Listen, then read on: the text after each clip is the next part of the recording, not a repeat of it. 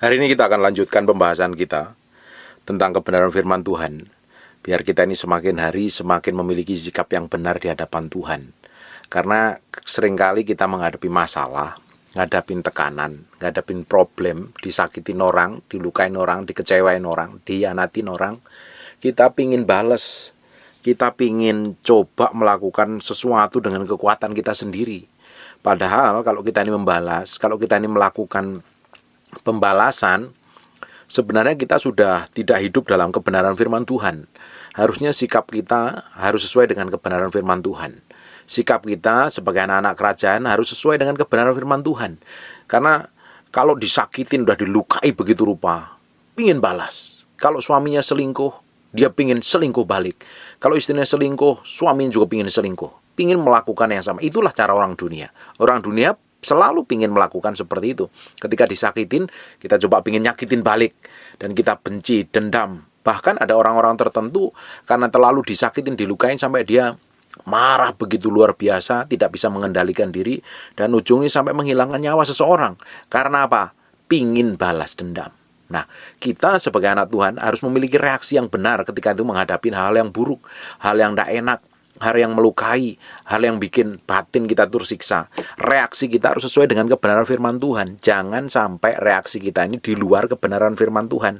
Kalau reaksi kita ini ingin sesuai dengan kalau reaksi kita ini tidak sesuai dengan kebenaran firman Tuhan, artinya daging kita itu masih hidup dan perlu dimatikan.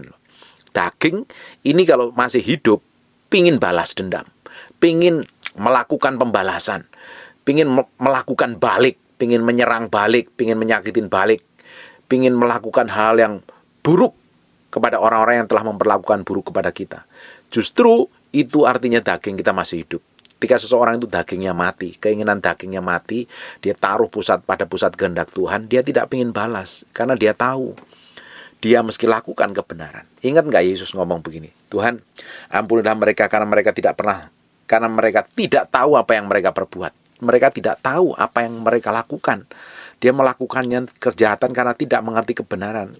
Karena sering kali ya, Bapak Ibu, orang-orang yang sering berbuat jahat itu karena mereka nggak ngerti kebenaran.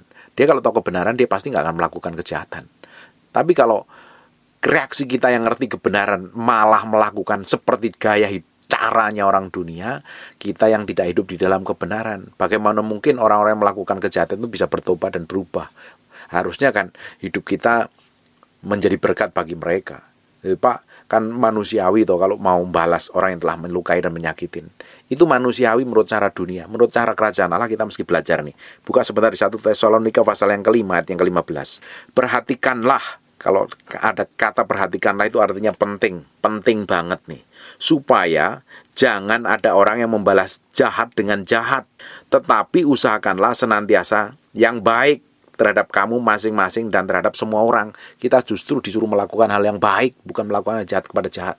Loh, kalau orang itu melakukan hal jahat kepada jahat, orang disakitin ganti menyakitin, orang memaki ganti memaki, orang melukai ganti melukai, bahkan bisa membunuh dan membinasakan. Loh, apa bedanya kita dengan orang dunia? Bukankah kita ini anak-anak kerajaan Allah? Bukankah kita ini sudah tahu kebenaran? Bukankah ada Tuhan pencipta langit dan bumi tinggal dalam diri kita? Bukankah kita percaya Yesus, kita anak-anak kerajaan yang harus mempunyai gaya hidup kerajaan? Tapi kalau kita melakukan seperti gayanya orang dunia, gigi ganti gigi, mata ganti mata, nyawa ganti nyawa, ya apa bedanya? Justru karena kita di dalam Kristus, ketika disakitin kita disuruh memberkati. Itu adalah hal yang berbeda. Enggak ada nabi lain yang ngajarin seperti ini. Tidak ada agama lain yang mengajarin seperti ini. Yesus yang ngajarkan. Kekristenan itu adalah praktek hidup, gaya hidup, menghidupin cara hidup Yesus. Sekarang buka di 1 Petrus pasal yang kedua ayat yang ke-23. Nih, ketika ia dicaci maki, ia tidak membalas dengan caci maki. Ketika ia menderita, ia tidak mengancam, tetapi ia menyerahkan kepada Dia yang menghakimi dengan adil. Nih, Yesus itu lakukan seperti ini loh. Nah, kekristenan ini adalah mengikuti gaya hidup Yesus, cara hidup Yesus. Kalau Yesus lakukan seperti itu, ya kita harus contoh aja, simpel kan. Guru kita ngelakuin apa, kita ikutin. Guru itu artinya digugu dan ditiru. Coba sekarang dibuka sebentar di 1 Petrus 3 yang ke-9. Dan janganlah membalas kejahatan dengan kejahatan. Ini Yesus tadi lakukan dan sekarang kita harus melakukannya. Dan janganlah membalas kejahatan dengan kejahatan. Kalau orang bikin jahat sama kita, orang berlaku buruk sama kita, orang fitnah kita, orang tuduh kita, orang melakukan apapun, Jangan balas, dan jangan dengan kejahatan, dan jangan membalas kejahatan dengan kejahatan, atau caci maki dengan caci maki. Kalau ada orang mencaci kita, ya jangan caci maki balik nih. Apalagi kita rendahkan begitu rupa, nggak perlu. Kadang kita perlu diam kok. Tapi sebaliknya hendaklah kamu memberkati, karena untuk itulah kamu dipanggil, yaitu untuk memperoleh berkat. Ini dengerin baik-baik. Kalau ada orang mencaci maki, nggak usah balas. Memang daging rasanya nggak enak. Daging rasanya pingin berontak. Kalau bisa pingin hajar. Kalau bisa pingin doa. Minta Tuhan kirim petir menyambar kepalanya sampai gundul. Lah kalau daging kita kan maunya seperti itu. Kalau perlu kirim malaikat dengan pasukan berkuda berapi, kelilingi dia hajar mereka. Maunya daging kan seperti itu. Tetapi Alkitab ngomong, jangan membalas kejahatan dengan kejahatan dan caci maki dengan caci maki. Tapi sebaliknya, hendaklah kamu memberkati. Kita malah disuruh memberkati. Karena untuk itulah kamu dipanggil. Gak boleh caci maki loh. Tapi kebanyakan kita kalau kita direndahkan aja, ngapain kita? Contohnya aja gak jauh-jauh, bukan orang lain ya, orang di paling kamu dekat dengan hidupmu, istrimu atau suamimu atau anak-anakmu. Ketika mereka kurang ajar sama kamu, mereka lakukan apa? Terus reaksimu seperti apa? Pingin balas kan? Kada ngomong tinggi, ikut-ikutan ngomong tinggi. Masalahnya bukan selesai, malah ribut, malah gegeran. Yang bodoh siapa? Dua-duanya bodoh. Nah kita sebagai anak Tuhan harus pakai hikmat. Kalau Alkitab ngomong caci maki, jangan dibalas dengan caci maki. Ujungnya akan ribut, gegeran, bertengkar. Seperti macan kerah. Ngerebutin pepesan kosong. Buat apa? Hilang damai sejahteramu, hilang sukacitamu, kamu bisa berdoa. Setan yang tertawa. Loh kalau dicaci maki, Pak, harga diri saya akan direndahkan. Kalau harga dirimu itu tinggi di hadapan Tuhan, orang mau rendahkan kayak apapun tetap tinggi, nilainya mahal. Nggak usah pusing, harga dirimu tetap mahal di hadapan Tuhan. Orang mau rendahkan terserah, justru kita suruh diam. Diam dengan memberi waktu kepada Tuhan untuk melakukan segala sesuatu. Kadang itu kita itu kenapa sih kok disuruh nggak boleh membalas kejahatan dengan kejahatan, caci maki dengan caci maki? Sebenarnya tahu ngapain? Tuhan kan ngajari mati daging, mati terhadap dirimu sendiri, mati terhadap egomu, mati terhadap perasaanmu sendiri, mati terhadap amarahmu, mati terhadap harga dirimu. Kalau kita ini diajarin seperti ini untuk mati daging, mati terhadap diri sendiri, ego, harga diri, kesombongan, keangkuhan, ya kita harus belajar mematikan. Kalau ini hidup, ujung hidupmu akan geger, ribut, berantem dengan orang. Loh, orang itu suka berantem, suka gegeran dengan orang lain itu karena apa? Ketika direndahkan, ketika dicaci maki, dia marah dan serang balik, geger. Yang seneng siapa? Yang seneng setan. Yang rugi siapa? Ya dirimu sendiri. Setan kok buat ketawa kalau terpancing dengan amarah orang. Lebih baik diem. Orang nyatanya kan kita nggak bisa ngerem mulut orang. Kita nggak bisa jagain mulut orang. Orang mau ngomong seperti apapun juga bebas. Mau memaki kayak apapun bebas. Orang mau marahkan bebas. Kita nggak bisa larang kan. Tapi yang kita bisa atur adalah diri kita sendiri. Sikap hati kita sendiri di hadapan Tuhan. Jangan sampai kita bersikap di luar kebenaran. Nah, ujungnya damai sejahtera kita itu hilang. Berapa banyak keributan yang terjadi yang kita alami ini, perselisihan yang terjadi yang kita alami dalam kehidupan hari-hari itu karena apa? Kita nggak terima, kita pingin balas, kita pingin serang balik, kita melakukan segala sesuatu mau kita sendiri. Kejahatan kita balas dengan kejahatan, sakit hati kita balas dengan sakit hati, perselingkuhan kita coba lakukan dengan berselingkuh. Lah yang untung siapa? Yang untung itu setan. Dirimu sendiri yang akan rugi, jatuh di dalam dosa, dan hubunganmu putus dengan Tuhan. Kita nggak melakukan kebenaran, harusnya kita menjadi berkat, malah kita jadi batu sandungan. Ini yang penting sekali ini. Kita harus hidup ini. Ini hal simpel yang sering kita alami hari-hari kok. Matius sekarang, pasal yang kelima ayat 43. Kamu telah mendengar firman, kasihilah sesamamu manusia dan bencilah musuhmu. Di dalam Taurat dilakukan, kalau kamu kasihilah sesamamu manusia dan bencilah musuhmu. Tapi Yesus lakukan apa? Ini Yesus sendiri yang ngomong nih. Tetapi, ayat yang keempat, tetapi aku berkata kepadamu, kasihilah musuhmu dan berdoalah bagi mereka yang menganiaya kamu. Kita disuruh melakukan hal yang berbeda. Ini dunia nggak bisa lakukan seperti ini nih. Orang disakitin aja bisa bersakitin terus-terusan, ya nggak bisa mengampuni, bisa bawa ke pengadilan kok. Orang bisa dipenjarakan, bahkan orang pengen balas dendam, pengen membunuh dan membinasakan kok. Tapi Yesus ngajarin yang lain loh. Tetapi Aku berkata kepadamu, kasihilah musuhmu. Kita disuruh mengasihi musuh. Mana bisa, Pak? Terlalu menyakitkan. Dia terlalu menyakitin. Apalagi musuh itu nggak jauh, Pak. Itu suamiku sendiri. Atau itu istriku sendiri. Dia kurang ajar, dia kasar, dia berkhianat, dia berzina, dia selingkuh, dia melakukan kejahatan bertahun-tahun, Pak. Bagaimana aku mengasihi? Tetap kasih. Nah, kasih itu akan lahir kalau kita ini memiliki hubungan kedekatan dengan Tuhan. Hubungan pribadi dengan Tuhan. Kasih tidak lahir daripada dunia, lahirnya dari Allah sendiri. Sebab kasih itu adalah Allah sendiri. Bangun hubunganmu dengan Tuhan. Miliki hubungan kedekatan dengan Roh Kudus. Bangun keintiman setiap hari. Supaya kita nempel dengan Tuhan. Hatinya Tuhan nempel kepada kita. Kita diberikan kemampuan. Kita mau mengasihi musuh kita dengan kekuatan kita sendiri itu mustahil, nggak bisa. Orang kita ingin balas dendam kok nyatanya daging kita. Nyatanya daging kita ingin memaki balik. Kita ingin marah, ingin hajar kalau bisa. Ingin gebukin kok malahan. Bagaimana kita disuruh mengasihi? Ini kan mustahil. Ini butuh kekuatan Roh Kudus ini. Ini perlu kita bergantung sepenuhnya Roh Kudus, kepada Roh Kudus ini. Kalau tidak, kita nggak bahkan bisa mengampuni, mengasihi musuh kita. Apalagi mengampuni musuh kita. Mengampuni orang yang mengecewakan kita. Kasihlah musuhmu dan berdoalah bagi mereka. Malah berdoa bagi mereka yang menganiaya kita. Bagaimana mungkin, Pak? Ngeliat mukanya aja sebel loh. Kalau kita ini masih... Ketika orang mengecewakan kita, orang menyakitin kita, dan kita ingat mukanya itu masih sebel, artinya hatimu itu nggak benar lu di hadapan Tuhan. Dagingmu masih menonjol dan perlu dimatikan. Kalau kamu ingat seseorang yang menyebalkan dan menjengkelkan, dan kamu marah, ingat tuh rasanya serang di hati itu, jengkelnya bukan main, ini kurang ajar dalam hati, kurang ajar, ini udah pernah ngecewakan aku, udah menyakitin aku. Kalau dalam hati kita masih seperti itu, perlu dimatikan. Dagingmu perlu dimatikan. Pak, bagaimana saya berdoa untuk orang yang menganiaya saya? Kerjaannya merendahkan, nggak menghormati, membuli. Kerjanya selalu menyakiti siang dan malam. Bagaimana saya harus berdoa buat mereka? Ya, supaya dia nggak menyakitin kamu, makanya disuruh berdoa. Supaya dijamah Tuhan dan dirubah Tuhan. Justru kita itu dipanggil untuk melakukan hal yang berbeda. Yang bertolak belakang dengan cara dunia manapun juga. Kita harus pakai sistem kerajaan Allah. Ini Yesus loh yang ngajarin sendiri. Kalau bisa ngomong, kita mesti lakukan loh. Kalau kita ingin mengalami kemenangan. Loh, kita ini selama ini nggak mengalami kemenangan, jangan-jangan sikap dan reaksi kita salah kok menghadapi masalah. Menghadapi orang-orang yang menyebalkan, menghadapi orang-orang yang menyakitin, menghadapi orang-orang yang seringkali merendahkan dan menganiaya kita. Sikap kita harus ngapain? Mengasihi dan berdoa buat dia. Kita kasih. Kita itu nggak bisa berdoa kalau kita nggak mengasihi. Harus ada belas kasihan yang datangnya dari hati Tuhan sendiri. Kenapa sih dia melakukan seperti itu? Karena dia nggak tahu kebenaran. Kalau dia tahu kebenaran, dia akan mengasihi kamu sepenuhnya. Bahkan tidak mengasihi, dia juga berdoa sama kamu. Tapi kalau kita nggak punya belas kasihan, kita ingin serang balik. Kita ingin hajar, kita ingin sakitin ulang, kita ingin rendahkan balik. Kita melakukan persis seperti cara dunia. Justru kita sebagai anak Tuhan, kita harus melakukan hal yang berbeda. Kita harus mengasihi, punya belas kasihan dari Tuhan, dan baru kita bisa berdoa. Supaya dia berubah karakter dan kelakuannya, hidupnya diselamatkan. Sesuai dengan kebenaran firman Tuhan. Amin. Sekarang buka di Lukas, pasal yang ke-6, ayat yang ke-27.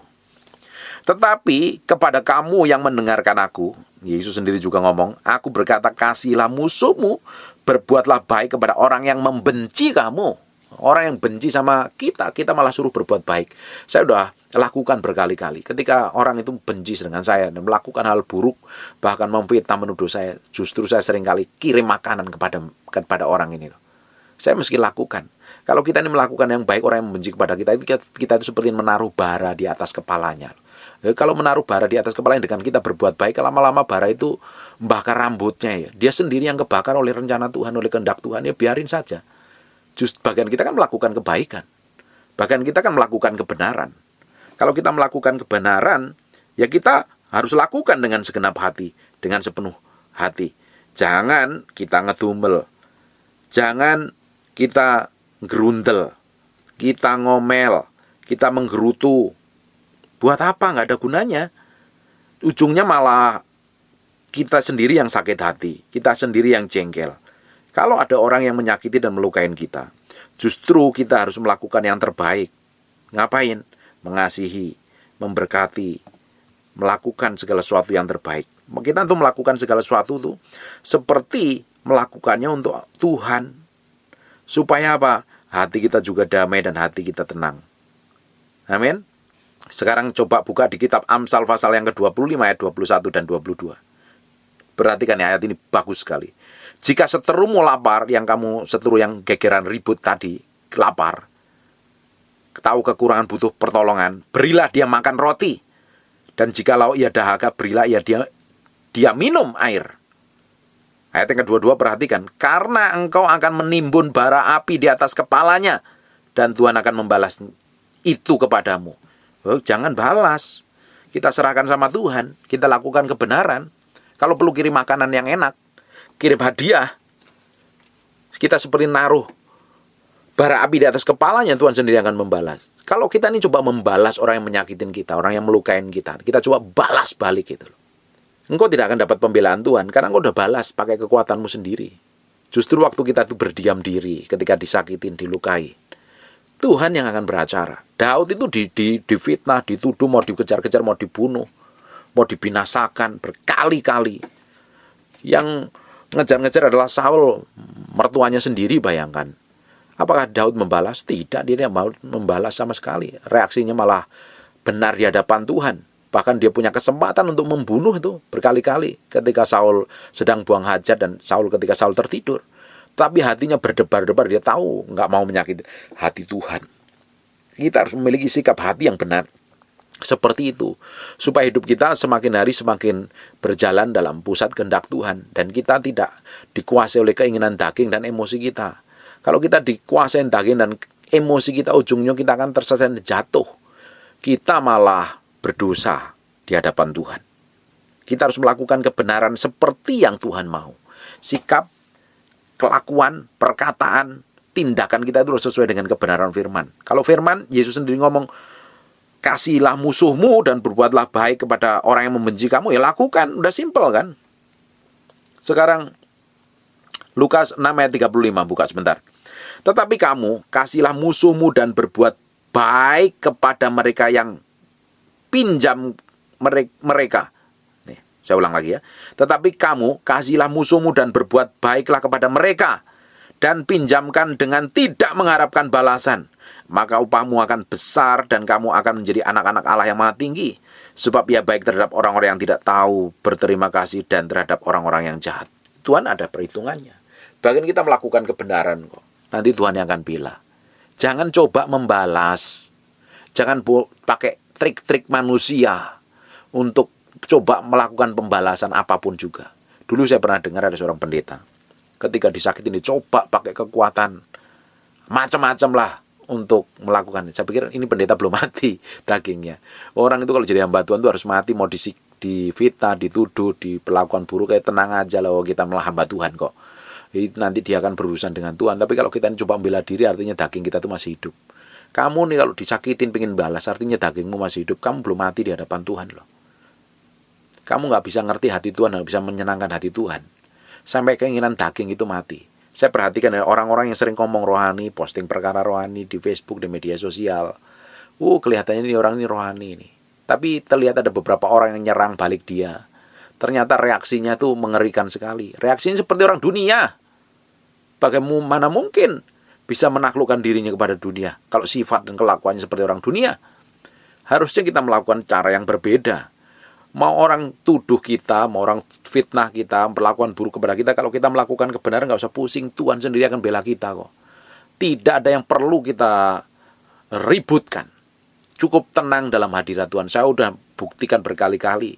Ketika orang perlakuan buruk saya tetap di dalam kebenaran ya. Kalau saya berdosa, ya bertobat. Kalau Bapak Ibu bikin kesalahan dan orang perlakuan buruk sama kamu, ya bertobat, sadar. Tapi kalau kamu udah melakukan kebenaran dan hidup benar di hadapan Tuhan, kita melakukan hidup benar di hadapan Tuhan, tetap ada orang sikat kita, orang maki kita, orang fitnah kita, orang tuduh kita, orang perlakuan buruk sama kita, serahin nama Tuhan. Tuhan sendiri akan bertindak. Jangan pakai kekuatanmu sendiri. Ini dibutuhkan mati daging nih. Mati keinginan dagingmu nih. Kamu kalau ada suamimu selingkuh dan kamu ingin balas, artinya dagingmu masih hidup. Dan kamu perlu dimatikan. Makanya suami gak bertobat sampai kamu matiin dagingmu. Sampai kamu gak pingin balas dan kamu malah turun belas kasihan, biasanya Tuhan akan cepat lakukan pemulihan. Tapi kalau kamu masih pingin balas nih, pasangan hidupmu selingkuh dan kamu pingin balas, artinya dagingmu masih hidup dan jauh dari pemulihan. Tapi kalau kamu munculnya belas kasihan datangnya dari Tuhan, Karena apa? Ini orang belum tahu kebenaran dan perlu didoakan. Butuh orang-orang yang mengasihi Tuhan. Justru itu pemulihan akan cepat terjadi dalam kehidupan kita. Simpel kan? Kalau kamu diperlakukan buruk, diam, serahin ke Tuhan. Jangan bantah, jangan ngomel, sampai ngelawan balik. Simpel loh, ini kan coba praktekin nanti dalam kehidupan suami istri. Kalau istrimu nadanya tinggi atau suami nadanya tinggi, diam. Nggak usah bantah. Kalau kamu bantah malah ribut, gegeran. Masalahnya nggak akan selesai. Ini sama suami istri, sama orang lain pun juga sama. Saya sering kali orang di jalan yang ribut itu ya. Karena apa? Ketika satu marah, dia ikut marah, meledak-ledak. Wah, akhirnya apa? Kacau semuanya. Ya kalau orang itu nggak dendam, kalau orang itu dendam urusannya lebih panjang lagi. Karena nggak semua orang kan bertobat kenal Tuhan. Makanya sikap kita itu harus benar di hadapan Tuhan. Jangan sampai kita ini bersikap salah. Semakin kita reaksi kita ini salah di hadapan Tuhan, setan yang ngambil keuntungan. Setan itu kerjaannya ngompor-ngomporin untuk membuat keributan, membuat kekacauan. Kalau hatimu dibikin kacau, artinya kamu udah makan umpannya setan. Makanya tidak heran, pingin balas dendam, pingin saling menyakitin, pingin melukai, pingin perlakuan buruk dan lain sebagainya. Sikap kita harus benar di hadapan Tuhan. Jangan sampai kita ini malah terjebak dengan sikap yang buruk dan ujungnya kita malah jatuh di dalam dosa. Didapati tidak berkenan di hadapan Tuhan.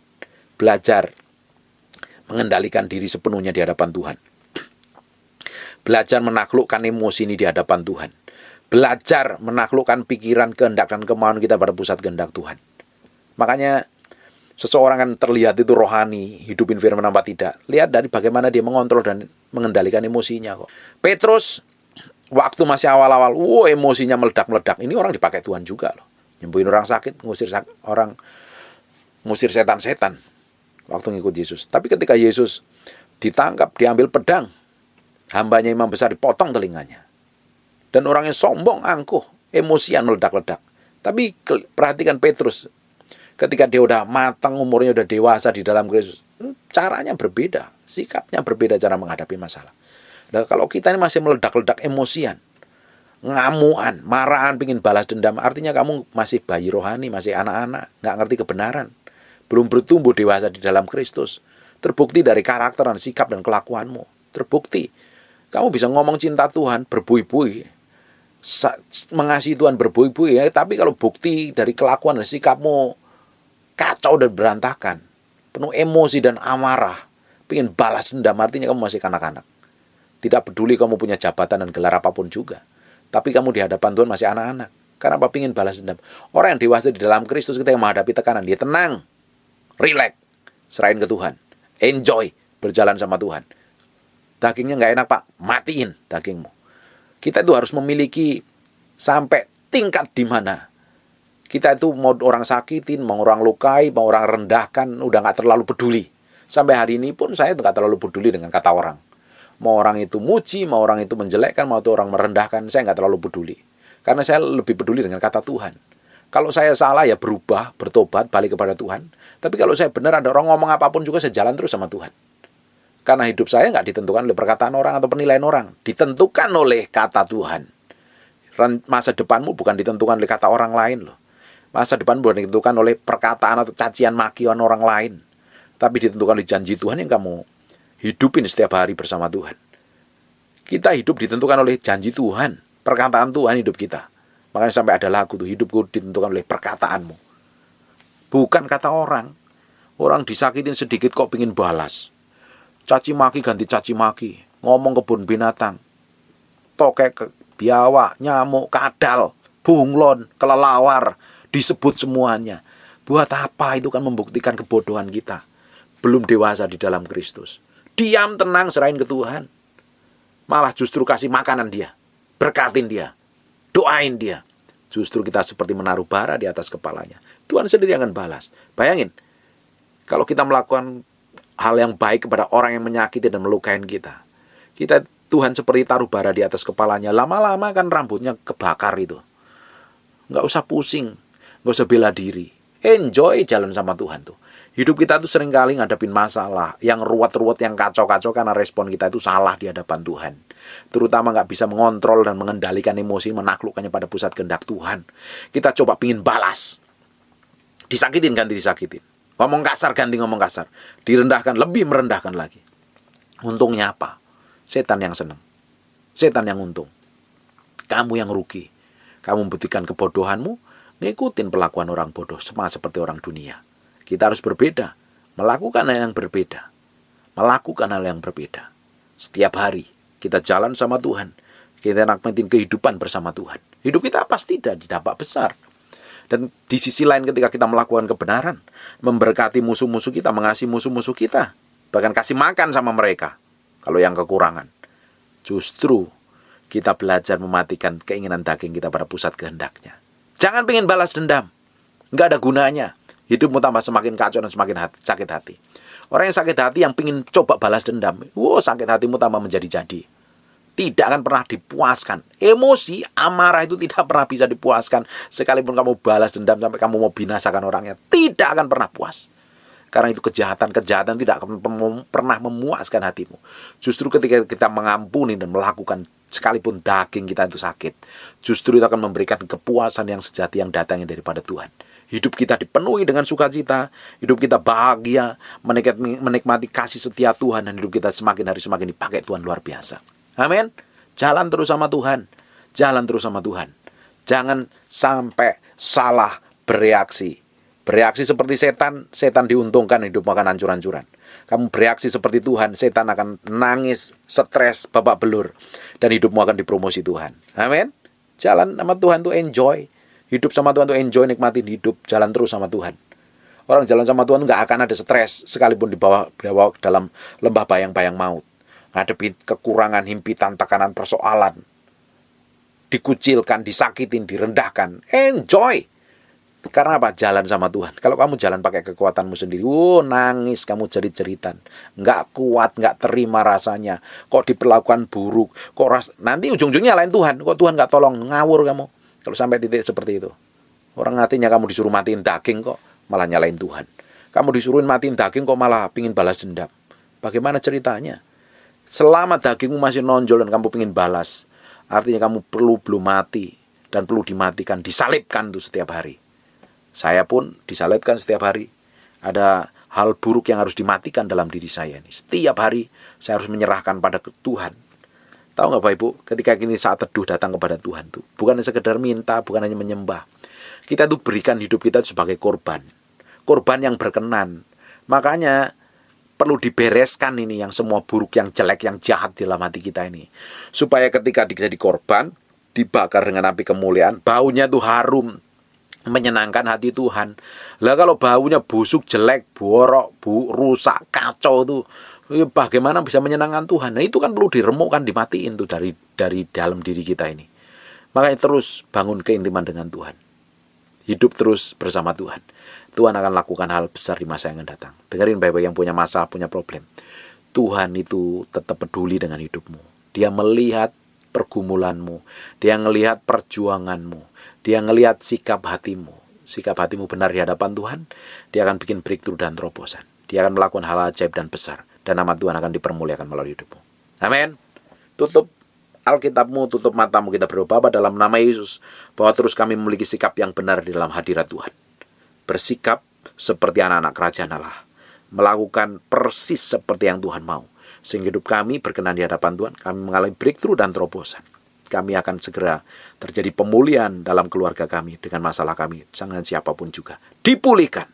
Hati kami dipulihkan, hati kami dibentuk, keinginan daging kami dimatikan, dan kami semakin hari semakin berkenan di hadapan Tuhan, dan nama Tuhan dipermuliakan melalui kehidupan kami. Setiap hari kami berjalan dalam ketetapan Tuhan. Setiap hari kami berjalan dalam kuasa dan hadirat Tuhan, mengalami kemenangan sekalipun kami dibawa ke dalam pencobaan, padang gurun, ataupun lembah kekelaman. Hidup kami enjoy karena Tuhan memegang kami, Tuhan menuntun kami. Kami diproteksi dan dijagain Tuhan. Terima kasih Tuhan buat proses peremukan yang terjadi setiap hari, proses kematian daging. Berikan kemampuan kami untuk kuat memilih yang benar dan menyenangkan hatimu. Bagi yang sakit, taruh tanganmu di bagian sakit. Hambamu berdoa untuk orang yang sakit, apapun penyakitmu. Hambamu berdoa in Jesus name, jadilah sembuh, jadilah tahir dalam nama Yesus. Oleh darah Yesus, oleh bilur Yesus, hambamu berdoa, sakit penyakit, go in Jesus name, pergi, tinggalkan tubuhnya dalam nama Yesus. Berdoa untuk keluarga yang sedang kacau dan babalur dipulihkan Tuhan, dipulihkan Tuhan, dipulih. Berkati semua yang terlibat dalam pelayanan, dipakai Tuhan luar biasa. Dan semua orang yang mendengarkan firman ini diberkati mulai hari ini sampai selama-lamanya. Terima kasih Tuhan buat anugerah dan kemurahan-Mu. Terima kasih. Dalam nama Yesus kami berdoa. Haleluya. Amin. God bless you.